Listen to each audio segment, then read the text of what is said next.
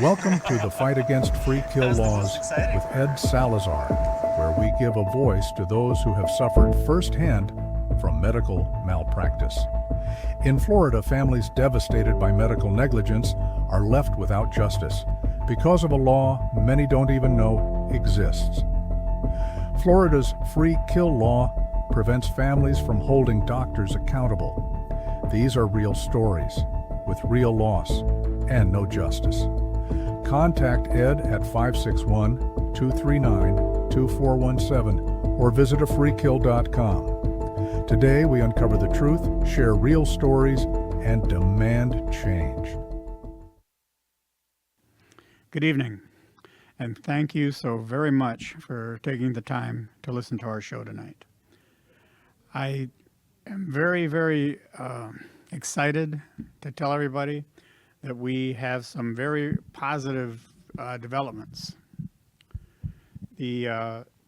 Currently in the Florida legislature, House Bill 6017 has made it out of all the committees, and it was voted in the House, and it passed by 104 votes to 6.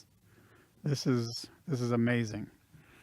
And in the state Senate, Senate Bill 734 is moving through the process, and we are very confident that it's going to have a very positive outcome. I am so deeply grateful for the people that I've met, previous guests that we've had. Dr. Allison Ashley, she's a tireless worker and advocate. She has networked me with these wonderful people that I've met. Last week we had Melody Sandberg McDonald, again, another tireless worker, fighter, and advocate to get these laws overturned. Tonight we have two guests that are going to be joining us remotely, so bear with me. I'm new to this stuff, so let's hope we can pull this off. Let me tell you a little bit about Jana Sutoova Ben-Nun. This lady, she is a warrior. She is a musician. She studied at Florida State and West Florida University for piano performance, music theory. While she was in her graduate studies at West Florida, she taught music theory and applied piano. She had a private music school for 15 years. And then she and her husband founded the DeNoon Institute for Biblical Research, working side by side. They lived for a short time in Israel, then moved to Prague in the Czech Republic in 2014. They returned to the United States in 2017. And that's pretty much where her story with us tonight is going to pick up. With her is her son, Ethan. And Ethan is also he's an aspiring musician and a ferocious advocate. And when you hear their stories, you'll understand where their passion comes from. So let me introduce you to Jana and Ethan. Thank you, Ed, for having us. It's a pleasure to be here. Thank you so much. Of course. So tell us a little bit, what got you involved? How did you become so passionately involved in this movement to abolish these free kill laws? Well, what got us involved in it is that when my father was killed by 3 physicians in a hotel room in Gulf Breeze, Florida, we wanted to get to the bottom of this, why it happened, and we discovered that they performed illegal experiments on him without informed consent and killed him. So, of course, as any family member would do, we went from one lawyer to the next, and we were trying to sue the doctors in Florida. And we were unable to find a lawyer that would take our case. we were rejected by about 8 or 9 lawyers without any explanation. We just got a letter in the mail saying that they're not taking our case. And that was extremely puzzling to us. We had no idea why, what happened. And lawyer number 10 actually Number 10. explained to us, about number 10 actually explained to us why we are being rejected like this. And he said that there is a free kill law on the wrongful death statute and medical malpractice statute. And free kill law is basically a law that denies justice to certain groups of people. It's a discrimination against certain group of people, their age, marital status. So we were so disappointed. We couldn't move the case anywhere. We could not have our day in court, no discovery process. And the only thing we could do is report the physicians to the medical board. And now it's been 2 years with the medical board, actually over 2 years, maybe 2 years and 6 months. And that process is confidential. We have no access to advocate or a lawyer for our side. They're not communicating with us. And of course, the only thing we heard is that doctors are still practicing. They're seeing patients, and that they hired lawyers. These doctors that treated your husband, you're talking about? My daddy. Or your Yes. dad. I'm sorry, your dad. Yeah. Yeah, it's okay.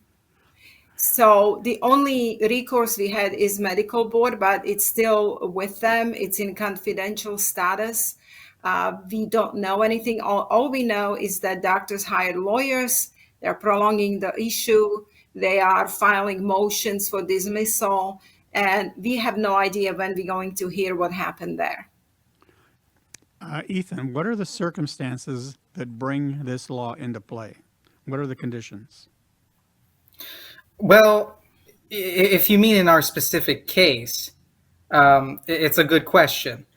Because when I tell the story of my grandfather to most people, they all say, oh my God, this is criminal, right? They say that this is like totally beyond just regular medical malpractice. And what these 2 Florida physicians did to him is like so horrific that it's criminal, right?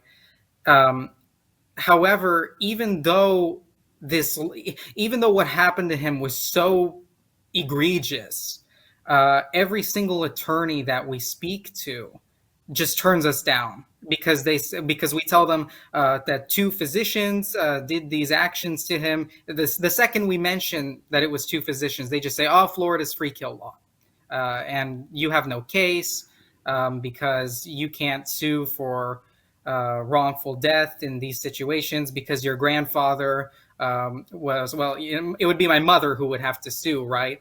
But my grandfather was 80 and he had no dependencies legally under the age of 25 and he was widowed. So the law just sort of treats him as disposable. So that's their justification that he doesn't have a minor child and that he was widowed. And therefore there was no one that had a justifiable claim for injury. Yeah. Yeah.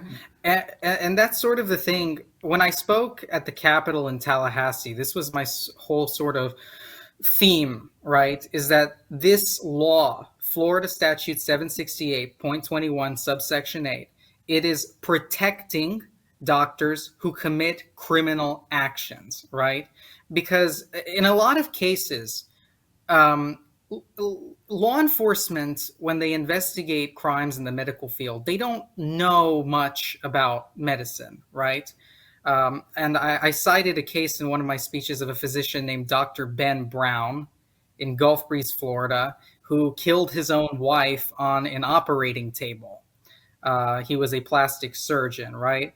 And when law enforcement was being interviewed regarding that case, they were basically saying, how they were talking about how difficult it was to get to the facts of the case, essentially bring this doctor to justice for what he did to his own wife because of the fact that they don't know anything about medicine, right? So it's really. So this is why it's so important to be able to have a legal case and access to the courts, because there is a discovery process during which you can discover whether it was really medical malpractice or did it cross the red line to a criminal behavior. But without having access to the courts, the cops and even state's attorneys are not schooled in medicine to know enough whether the crime happened. So a lot of times these types of crimes are completely overlooked, and they just kind of slide through under the table. Yeah. But when you were asking about this law is in Florida now for 35 years. And lawmakers have kind of slided onto the books for the reason of trying to lower premiums for medical malpractice insurance for doctors, because they were afraid that doctors are going to leave the state. They were saying that there is a shortage of doctors. So they decided that they are going to take constitutional rights of about half of Florida people. I mean, just think about it. How many people in Florida are over the age of 25 that are still not married and don't have any children? They are all free kill. Elderly are majority of people put in danger. I mean, this is when most susceptible population. The most susceptible, and how we treat our elderly people. This is basically showing a morality of a nation, and they're putting these people in tremendous danger, treating them as disposables. Or how about people who have disabilities, like autistic individuals? Autistic children grow up to be autistic adults. And in a case of our friend, Dr. Mahaffey, that came also to advocate for us to repeal this law, she has a 33-year-old autistic son, Patrick, and he requires care. She takes care of him. He is 33 years old. Of course, he's not married. He never will be married, and he has no dependencies or children under the age of 25. So he's a classic example of a free kill person in a state of Florida. So this is a highly discriminatory law, and it's highly unconstitutional. And I don't understand how it could be even put on the books. How could they exchange something like malpractice premiums in exchange for assuring that all of us have equal rights under the law and access to the courts? This is absolutely egregious. And believe me, I'm not justifying it, but I remember, in the late 1990s, early to, right around the year 2000, I was still, working very actively in hospitals at that time. And I remember all the discussion about the skyrocketing premiums for malpractice. And I remember a lot of physicians saying that they weren't even going to carry malpractice, that they were just going to post a bond, and that was it. That's all the state would require, and they could have a license. And like I've said before, I was the technical director of a cardiopulmonary service in Fort Lauderdale. So I got to see firsthand how much resource hospitals have to devote to protect themselves from many times very frivolous lawsuits. But you can't take a slip and fall and a death and put them in the same box. Right. That was my issue. There's no sense of scale, for the gravity of the mistake. Right. I think, you and I, we've talked about exactly, what happened to your father, and it's, Yes.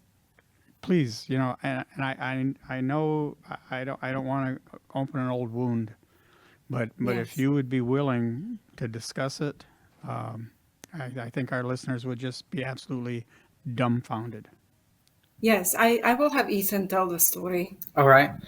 Um, where do I begin?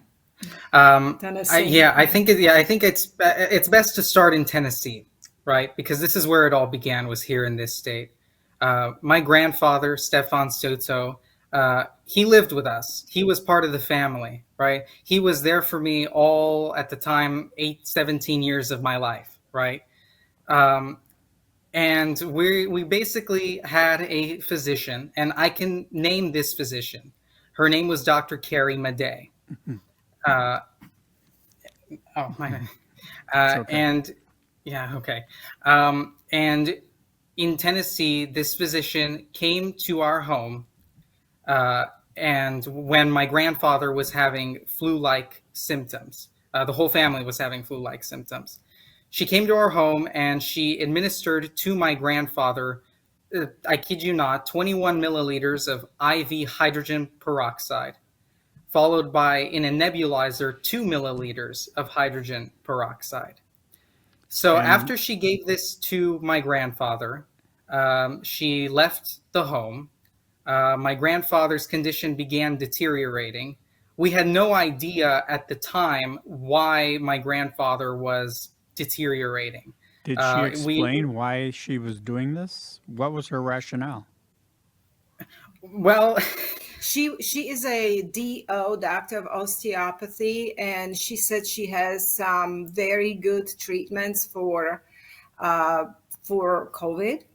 And of course, we did this home test for him.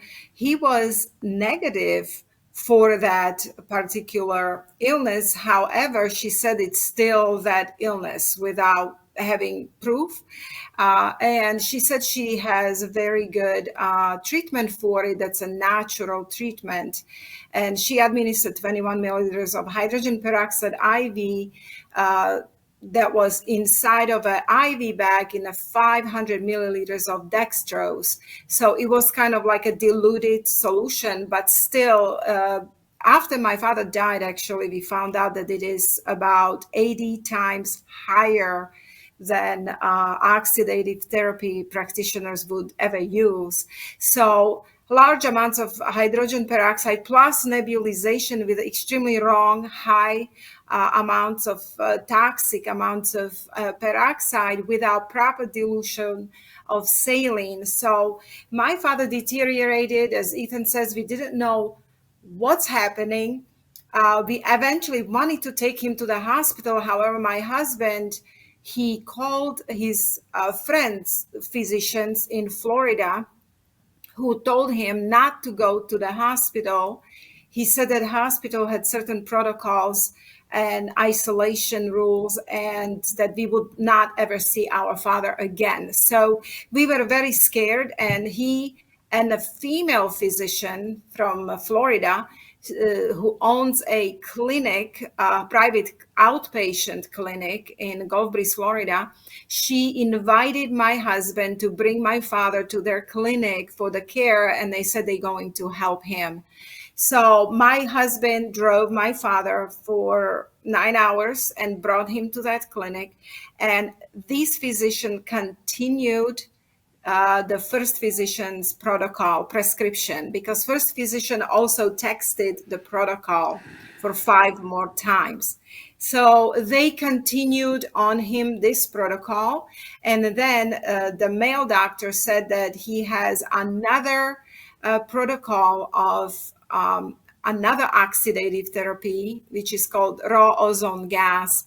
So he administered 30 milliliters of raw ozone gas. Gas? Raw ozone gas. The actual syringe looked empty, and he was slowly pushing it into the IV. And so my father was then taken to the hotel that was 2 minutes away from the clinic, because they said he needs to come back in the morning for more treatments. But at that point, he got so weak and so bad off, my husband couldn't pick him up anymore because it was so hard on him. So the doctors said that they will agree to bring the infusion to the hotel room, and that's exactly what they did. And they infused him with more peroxide and more ozone gas in a hotel room. They called it safe treatment. And a physician, I This was checked her gas. This was website. an air that they were pushing into the IV. Yes.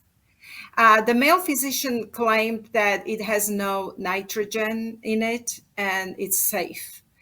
And the female physician, I checked her website out, and she was actually advertising. It wasn't a formula as written out, but it was an advertisement on her website for ozone gas and for hydrogen peroxide IVs. And she said they're good for cancer, they're good for infections and immunity. So when I saw that website, I kind of really believed that I am having my father in the best hands of actual MDs. They were medical doctors, not doctors of osteopathy.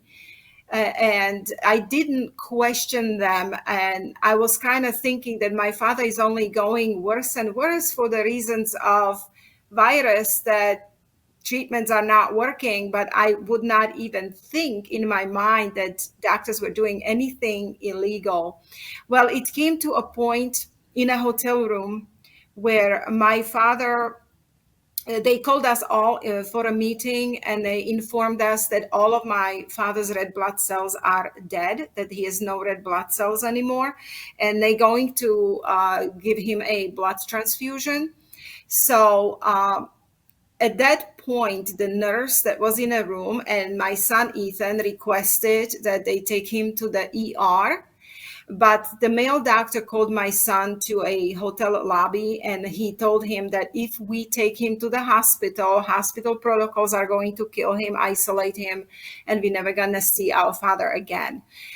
He said that he's giving us 80% chance if my father stays under their care. So, of course, at the time, we wanted the 80% chance. And the doctor himself said that he's going to give him his own blood because he's a universal donor and he wants to help out my father. So he literally bled himself into a plastic bag, and then he transfused his own blood into my father in a hotel room. And it was actually nurse that was doing it under his direction, and there was no cross-check done. My father was handed to me dead 2 days later. He was black and blue, swollen and dead. And when I asked why he died, they did not explain. They said they don't have answers. It's just incredible. However, they did employ last few days, like I don't remember exactly, 3 or 4 days of his life. They had a friend from hospice come and give him morphine, and they had a doctor who never saw him. He was a hospice doctor, never saw my father, sign off on death certificate that the death was natural. They did not contact police or local medical examiner. They just transferred my father to the funeral home. At that point, I was just, why this happened that way? I didn't even know what to do. I was in a very confused state myself. Shock. Very shocked and confused, and I had no idea what just happened. I couldn't process it. I had no answers. I was grieved. I didn't know. Basically, it was very difficult for me to function. And it took me about 2-3 months before I started questioning what happened, writing it down and doing research, and started talking to physicians.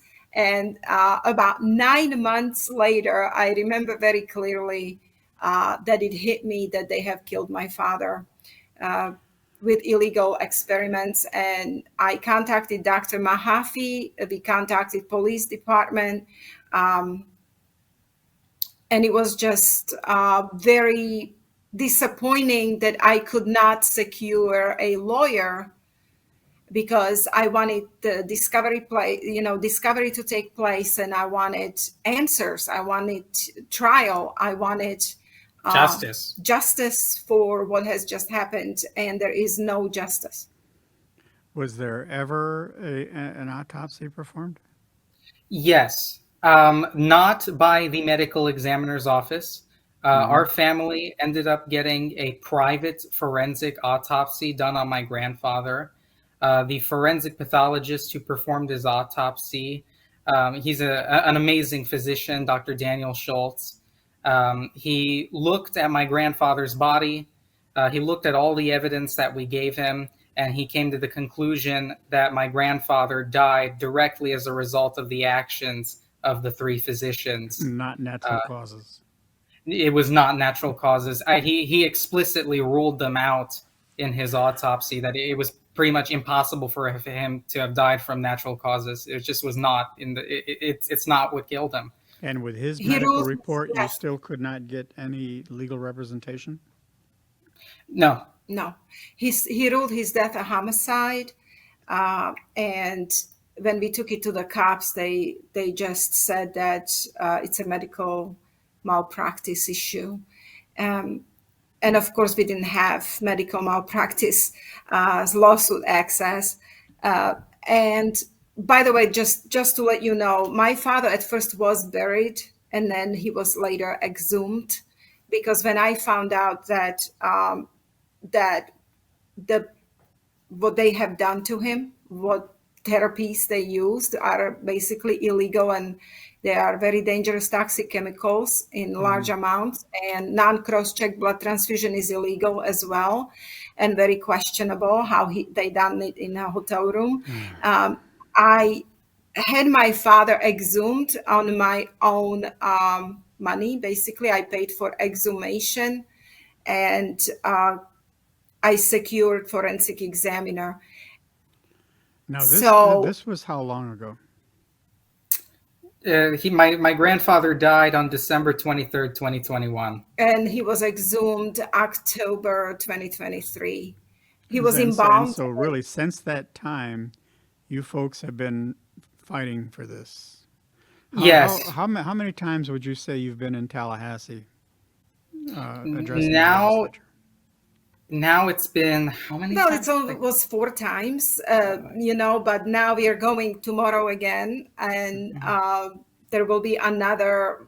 We are awaiting vote in the Senate on Thursday, and as you explained, the vote in the House went by very smoothly. It was a victory, and Thursday or Friday, we don't know exactly date yet, but we know it's either this Thursday or Friday, they're going to vote in a Senate. Now, Senate is going to be a little bit more difficult because there is more because opposition. that's where the lobbyists really come down hard. Listen, I'm terribly sorry, folks. Maybe we can continue this another time, but we're running out of time. But what I will do is, first of all, thank you so very much for your time and for the courage to share your story with us. And also, if you don't mind, we will post some links so that anyone who's interested can view the testimonies that you presented. Would that be okay? Okay. Yes. Yes. Okay. All right. Thank you very, very much for your help and your time. And, thank you, everyone for taking the time to listen to this. It's a very important story, and the battle continues to be carried on. Thank you very much. Thank you for watching The Fight Against Free Kill Laws with Ed Salazar, where we interview those who have dealt firsthand with medical malpractice. Families are devastated by medical malpractice and left with no justice. This isn't just a loophole. It's a failure to protect the ones we love. It's time to change the law. It's time for accountability. Contact your state legislatures, visit afreekill.com for more information on how to help, or contact Ed at 561-239-2417. Because every life should matter.